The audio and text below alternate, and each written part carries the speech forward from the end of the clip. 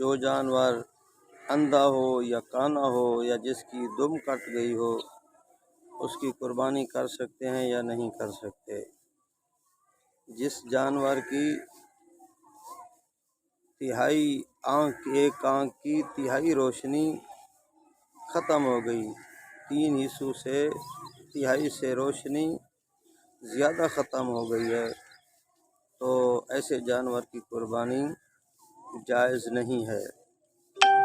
یعنی اس کی آنکھ کی روشنی جو ہے وہ تہائی سے زیادہ، تیسرے حصے سے تہائی سے زیادہ خراب ہو گئی ہے، تو اس کی قربانی جائز نہیں ہے۔ اسی طرح اس جانور کے ایک کان کا حصہ تہائی سے زیادہ کٹ گیا ہے، تو ایسے جانور کی بھی قربانی جائز نہیں ہے۔ اگر تہائی سے کم کٹا ہے یا تھوڑا سا کٹا ہوا ہے یا کان کے اندر سوراخ وغیرہ ہیں تو اس کی قربانی جائز ہے۔